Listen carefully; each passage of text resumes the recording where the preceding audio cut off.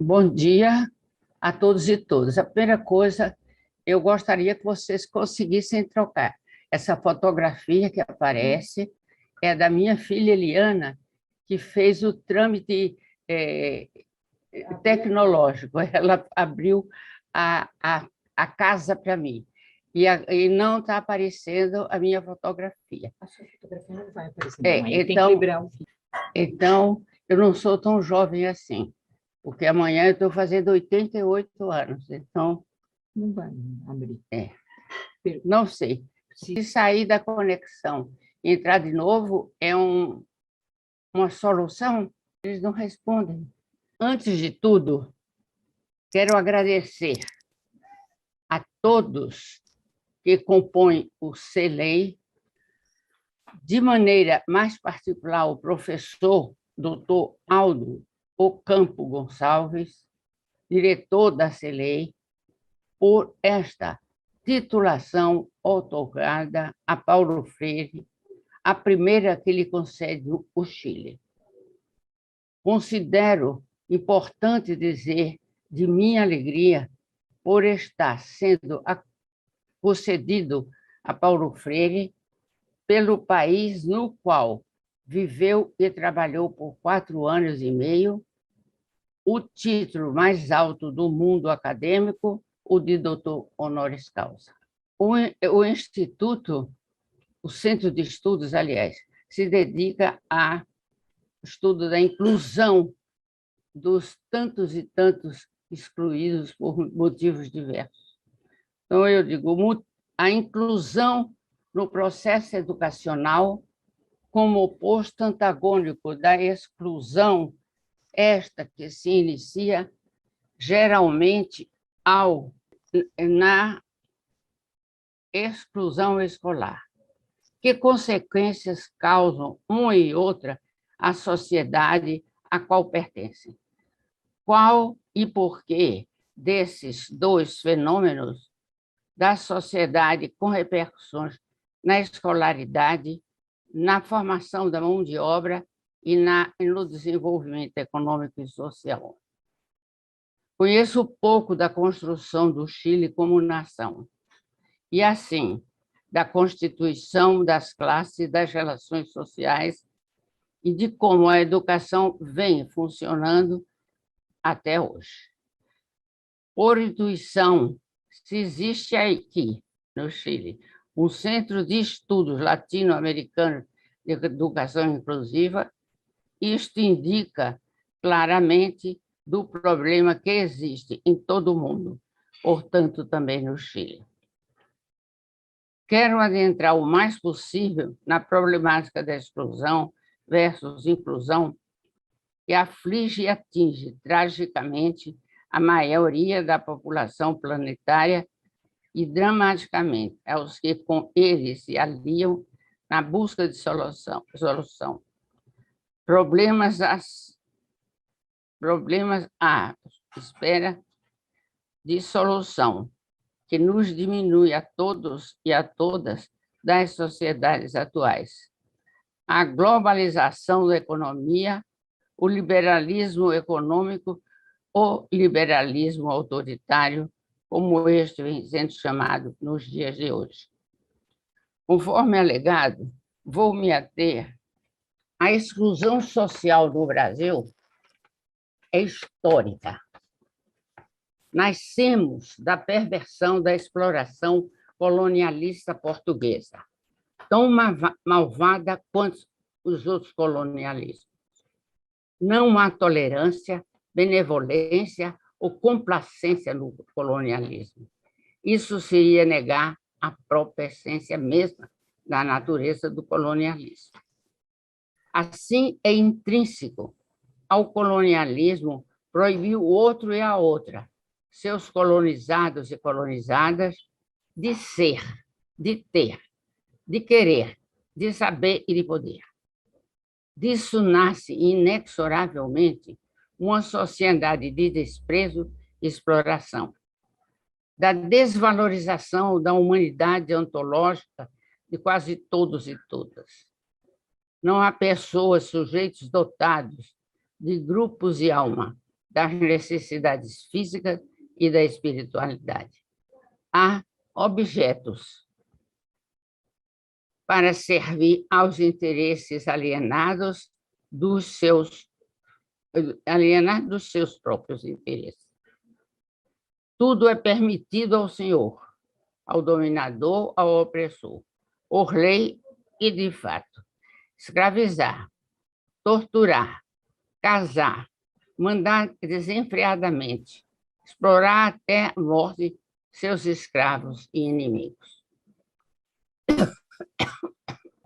Apropriar-se, tomar, anexar os bens materiais das terras descobertas, entre aspas, na verdade invadidas. Devastam e aniquilam gente e meio ambiente sem constrangimento, sem piedade e sem culpa. Inclusão para si, portanto, de quase todos, tudo, sobretudo da educação de qualidade e de exclusão de quase tudo, sobretudo da educação, mesmo de baixo nível, como a maior parte da população. Colonialismo que faz dos sujeitos seus objetos. A substantividade do colonialismo é ser a ética, sem ética. Construímos-nos assim no Brasil, dentro desta compreensão de mundo que vem determinando as práticas autoritárias, elitistas e discriminatórias, racistas, sexistas e expoliadoras, opressoras e interditadoras. Enfim, excludentes dos direitos e dos bens da maioria para a regalia, os privilégios, os interesses ilegítimos e escusos dos que se outorgam a si a chancela de donos por direito. Infelizmente, soma-se a esta secular e lamentável processo de fazermos, enquanto nação, a atual globalização da economia e do liberalismo como máxima é a ética do mercado, como se a ambição desenfreada e hostil dos especuladores tivesse alguma ética. Como se estes se preocupassem com a verdadeira ética, que está a serviço da dignidade humana. Como se a ciranda financeira que circula o dinheiro virtual pelo mundo, ininterruptamente ignorando latitudes e hemisférios, arrancando lucros e vidas, distinguisse os que morrem dos que se locupletam, tivessem dor de consciência. Com a pandemia atual, os mais ricos brasileiros multiplicaram por 10 os seus lucros. No mundo, todos são quase também, é isso a regra. Nossa, até virar a página está difícil, me desculpe. Uma secura terrível. Das sociedades atuais carregam consigo o princípio fundante do capitalismo, os lucros extorsivos, a mais-valia, etc., necessários para a perpetuação, como burguesia, que exploram em qualquer circunstância para terem com eles a concentração de renda. Esta desumanizante, determinando a impossibilidade de acesso e usufruto dos bens materiais, das sociais, a grande maioria de nossa população deixa na miséria mais dramática que lhes são impostos, conforme já anunciaram os próprios dados oficiais. Entretanto, as atuais sociedades do mundo civilizado estão sofrendo alguns reveses, impactos negativos da globalização. Na justa medida da necessidade deles, estão desorganizando um novo capitalismo igualmente contraditório que implica, pois, a dialética dos antagônicos. Inclui e exclui pessoas, gente que pensam e sentem, que sonham e trabalham, ou são proibidos de trabalhar, que precisam, que aspiram, que desejam, que querem. Esses antagonismos, como necessidade da permanência dessa forma político-econômica de construção social, ou melhor, como natureza intrínseca do neoliberalismo, com seu, eu estou com um problema de visão muito grande hoje, com seu sucedâneo à globalização, economia, o liberalismo. Antagônico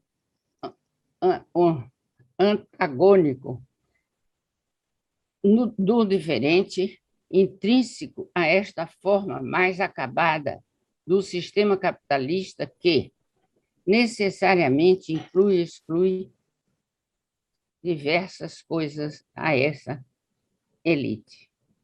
Determina quem e o que exclui e inclui. No Brasil, isso, na verdade, é a continuação da sociedade construída sob os alicerces da escravidão, do latifúndio e da população e da produção material, quase sempre para o mercado externo. Tríade que em si proibia o mercado mesmo, o pensar, o desejar, o esquecer e as autonomias pessoais e da nação. E que, assim, coerentemente, entrou em consonância com as ambiguidades capitalistas neoliberais. Estas já nos eram próprias conhecidas.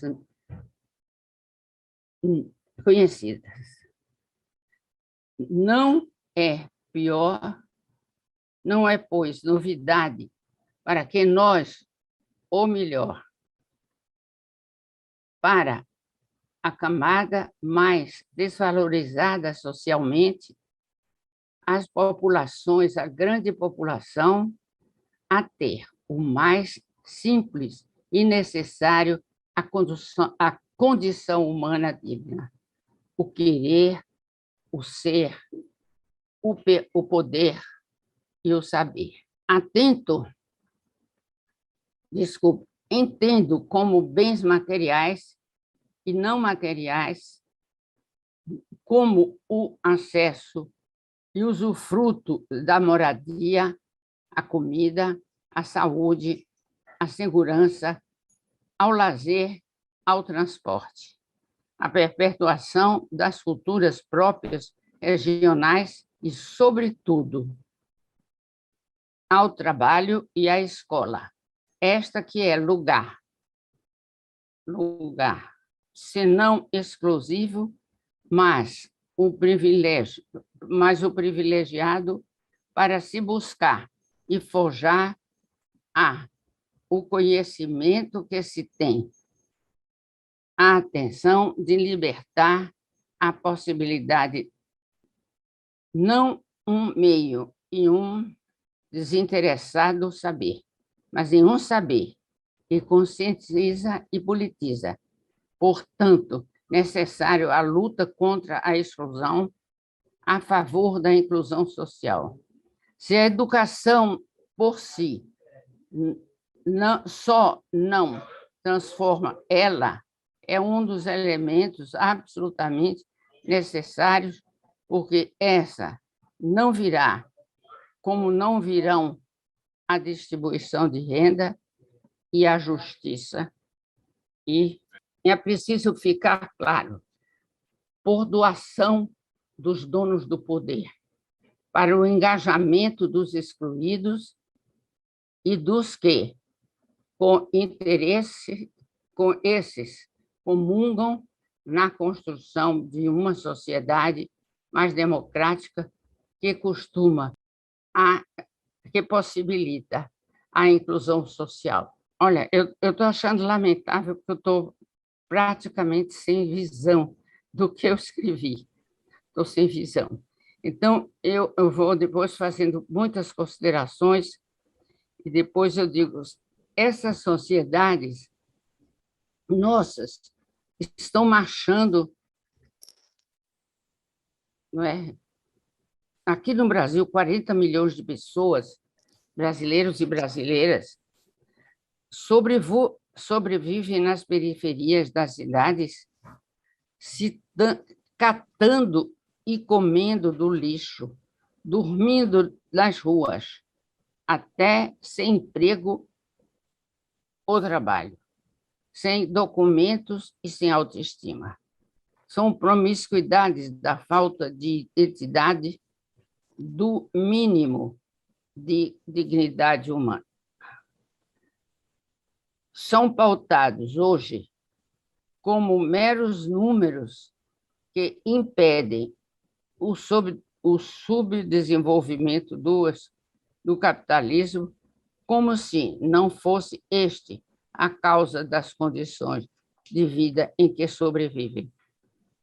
São totalmente excluídos dos projetos e dos orçamentos oficiais, das políticas públicas. Não há líderes, não são todos, portanto, como gente que não... Lamentável, esse é o meu problema da visão. Pode ficar tranquila. É que eu tomei uma medicação para dor tremenda. Se não estamos ouvindo. E que está afetando a minha vista tremendamente. Perdoe-me. O estágio econômico do neoliberalismo e a falta de leitura de grande parte da população dos países, como o Brasil e de muitos outros países que estão na mesma situação. E eu digo, vocês do Chile, por indução, eu digo que também estão com esse problema, que não haveria motivo de criar um comitê para cuidar de um problema, que esse problema não existe no Chile. É óbvio, então, que existe no Chile. Eu faço aqui uma comparação, eu digo aqui, sabe? Mas como pensar a distância gritante entre a educação que recebe um pouco, nada ou quase da maioria de sua população e um Brasil que se inclui entre os países do mundo que já tem amplo e diversificado parque industrial, fabricando de aviões a bicicletas, e que estão estudando a decodificação do genoma humano. Progresso incrível e absolutamente inimaginável há alguns anos atrás. Resultado de tecnologias que geraram a leitura de mundo, que possibilitou, pela sofisticação cada dia mais avançada dos inventos instrumentais e consequente dialeticamente dos cientistas, com estudos mais qualificados que possibilitou nova inserção entre todas na engenharia genética. Democracia também a inteligência e a capacidade criativa dos nossos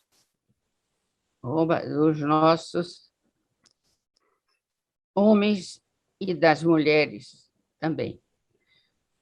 Nos dá vaidade e deslumbramento, porque nos dá a certeza do poder que adquirimos sobre o determinado, o consagrado pela natureza criado.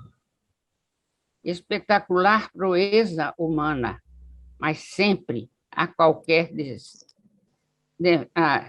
sobre a qual devemos incidir nossas reflexões, com isenção de preconceitos, com a maturidade humanista buscando entender e explicar a contradição do capitalismo que deixa aparecer em seus gaps, seus vazios, no decurso de seu caminho.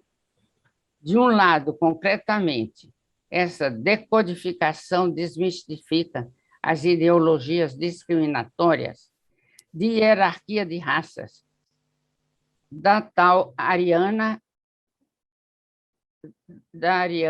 a negra. E poderíamos proclamar não da natureza substantiva entre os códigos genéticos pessoas que justifiquem cientificamente uma hierarquia, tal hierarquia. Por outro lado, essa decodificação pode possibilitar que esta e os outras distorções sejam praticadas, sejam produzidas. Ai, Deus.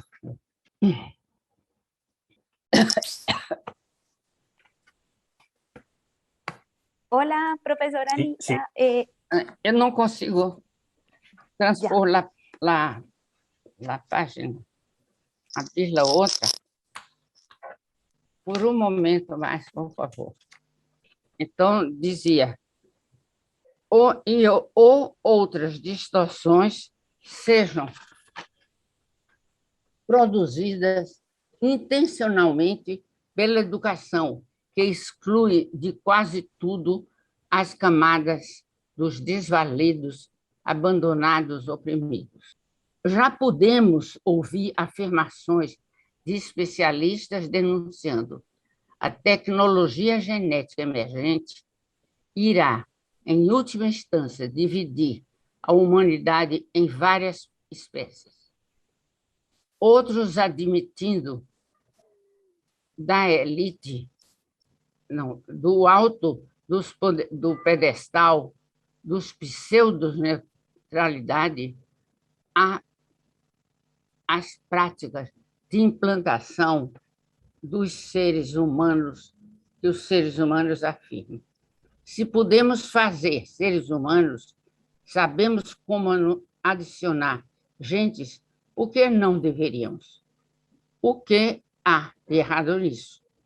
Você apaga um gene ruim do seu universo genético e nenhuma geração futura precisará se preocupar com ele, o gene ruim, ou fazer terapia genética para que se saberá aonde está o erro da fabricação. Esse problema da manipulação da genética, dos experimentos da engenharia genética, é mais uma preocupação que o nosso tempo histórico nos coloca como desafio. Devemos nos questionar seriamente. Esse é um problema exclusivo dos cientistas? De quem mais? De políticos? De educadores? De teólogos? Da igreja? De todos nós? Quem serão os beneficiados pelas oportunidades de correção das anomalias, entre aspas, dos excluídos ou dos dominantes? Quem são as e os eleitos pela magnanimidade dos cientistas da engenharia genética? Não estaríamos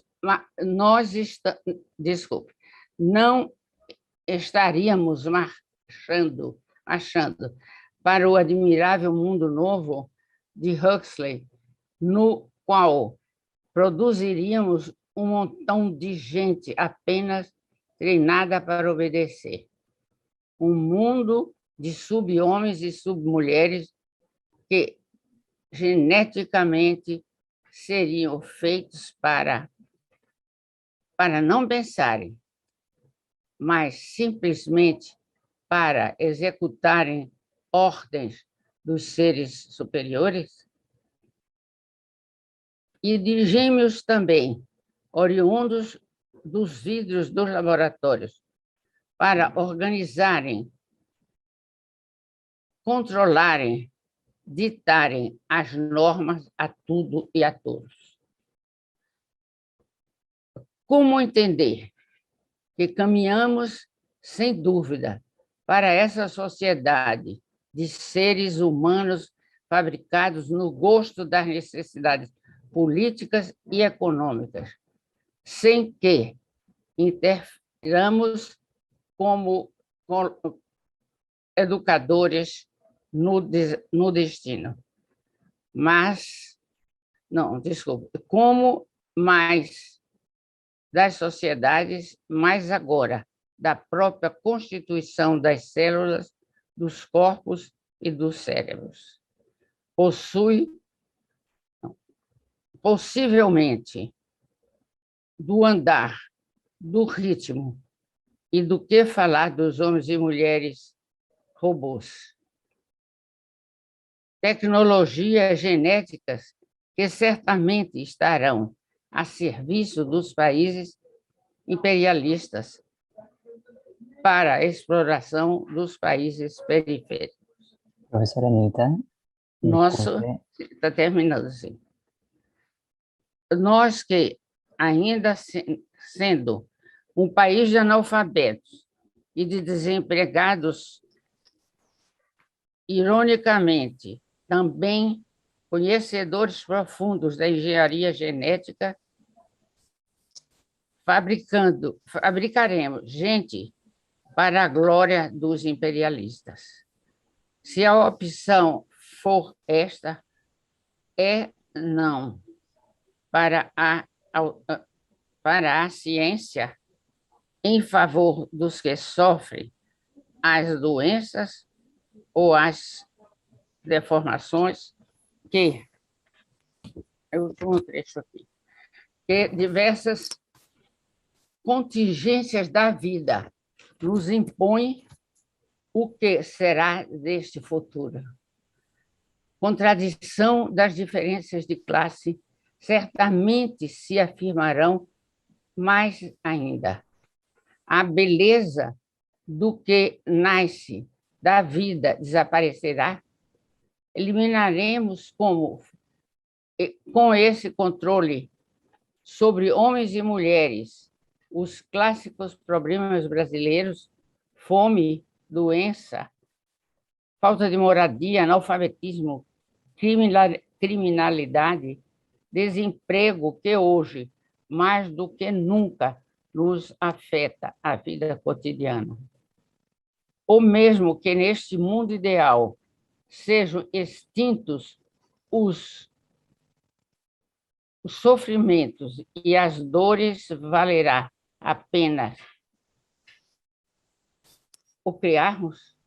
Ou com ele apenas aprofundaremos o fosso da desigualdade de tal maneira profundo e injusto que sucumbiremos nas crenças do pujante e ilimitada capacidade humana? Seremos homens e mulheres num mundo como este, em outra espécie a ser catalogada pelos cientistas? Em última instância, as considerações levadas a efeito desse trabalho nos dizem claramente que a exclusão social de todas as espécies são decorrência da luta de classes, portanto, do capitalismo, que é voraz, selvagem e perverso por sua própria natureza. Devemos estar assim com Paulo Freire. Ele nos ajuda a vermos a realidade e nos dá dicas de que caminho precisamos seguir para construirmos sociedades mais equânimes, justas e, portanto, autenticamente democráticas, onde há lugar para o contraditório, exclusão de qualquer espécie. Muito obrigada e desculpem aí a dificuldade